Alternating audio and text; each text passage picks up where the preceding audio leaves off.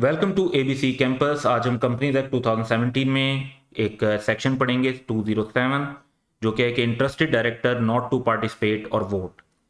इसमें हमने इससे पहले एक कॉन्सेप्ट पढ़ा था कि जब भी कोई ऐसी ट्रांजैक्शन हो रही होती है कंपनी की, कोई कॉन्ट्रैक्ट अरेंजमेंट या ट्रांजैक्शन जिसमें एक डायरेक्टर का इंटरेस्ट या कंसर्न हो, तो उस डायरेक्टर को वो इंटरेस्ट और कंसर्न डिस्क्लोज करना चाहिए बोर्ड ऑफ डायरेक्टर को।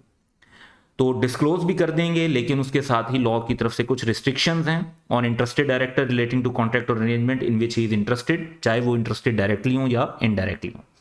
पहली बात तो ये है कि वो जब उस मामले पर डिस्कशन हो रही होगी तो उसके अंदर हिस्सा नहीं लेंगे, he shall not take part in discussion.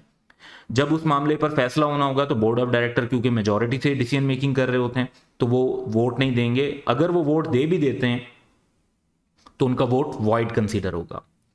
फिर कोरम की रिक्वायरमेंट होती है, जैसे हम कहते हैं कि जी लिस्टेड कंपनी के अंदर कोरम होता है मिनिमम 4 डायरेक्टर और 1/3 विच एवर इज हायर, तो उनकी जो प्रेजेंस है वो कोरम के लिए भी काउंट नहीं की जाएगी।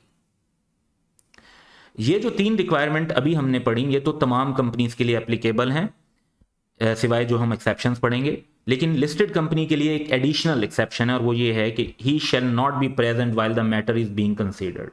यानी अगर पब्लिक अनलिस्टेड कंपनी है तो वो मीटिंग में मौजूद हो सकते हैं लेकिन डिस्कशन के अंदर हिस्सा नहीं लेंगे, और अगर लिस्टेड कंपनी है तो वो उस वक्त मीटिंग में मौजूद भी नहीं होंगे, यानी उनको जैसे मीटिंग रूम से बाहर भेजकर फिर उस मामले के ऊपर डिस्कशन की जाएगी, उनकी प्रेजेंस में उस मामले के मैटर को कंसीडर नहीं किया जाएगा। तो ये हमें पॉइंट ध्यान में रखने हैं। अगर आपको क्वेश्चन में ऐसा सिनेरियो मिले जो कि एक लिस्टेड कंपनी है तो आपने चारों पॉइंट्स मेंशन करने हैं, और अगर पब्लिक अनलिस्टेड कंपनी हो तो, या जैसे बाजुकात ऐसी प्राइवेट कंपनी है जो किसी पब्लिक की होल्डिंग या सब्सिडरी है, तो तब आपको जस्ट पहले 3 रिस्ट्रिक्शंस को मेंशन करना है। फर्दर लॉ ये कहता है कि अगर कोई ऐसी ट्रांजैक्शन हो रही है या अरेंजमेंट हो रहा है जिसके अंदर मेजॉरिटी ऑफ डायरेक्टर्स इंटरेस्टेड हैं और वो कंपनी की ट्रांजैक्शन है जिसका फैसला हो रहा है, तो उसको फिर बोर्ड ऑफ डायरेक्टर डिसाइड नहीं करेंगे, उसको जनरल मीटिंग में अप्रूवल के लिए सामने रखा जाएगा, यानी मेंबर से उसका अप्रूवल लिया जाएगा। तो ये जो रिस्ट्रिक्शंस हैं ये 2 सिचुएशन में अप्लाई नहीं होती, तो वो एक्सेप्शंस भी हम पढ़ेंगे। The above provision shell not be applicable under the following circumstances.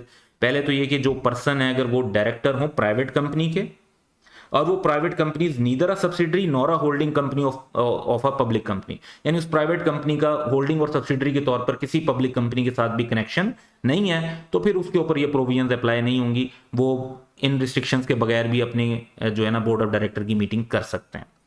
दूसरा सिनेरियो वो है जहां पे director has acted as surety. Surety का मतलब होता है कि डायरेक्टर ने गारंटी दी है कंपनी के किसी लोन की।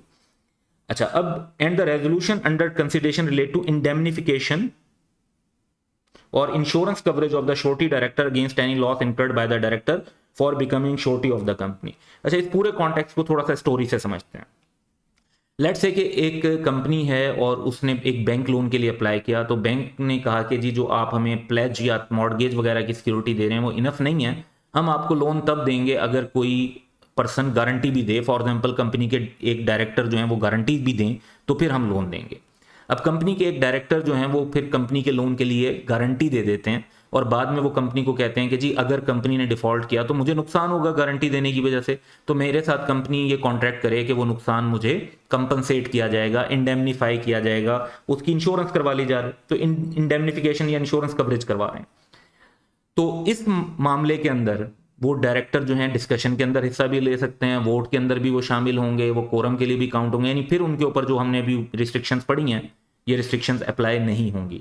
और वो इसलिए नहीं होंगी कि देखिए यहाँ पर अल्टीमेटली तो वो जब श्योरिटी बने हैं तो उसमें बेनिफिट तो कंपनी का ही है, तो उनका अपना पर्सनल बेनिफिट नहीं है। हाँ, श्योरिटी के तौर पर जब उनका लॉस इंडेमनीफाई हो रहा है तो वो उनका इंटरेस्ट है, लेकिन अल्टीमेटली जो ओरिजिनल कॉन्ट्रैक्ट हुआ था, जो ओरिजिनल इशू राइज हुआ था, वो उनके श्योरिटी बनने की वजह से राइज हुआ था, जो कि कंपनी के बेनिफिट का ही काम है, तो इसमें रिस्ट्रिक्शंस अप्लाई नहीं हो रही होंगी।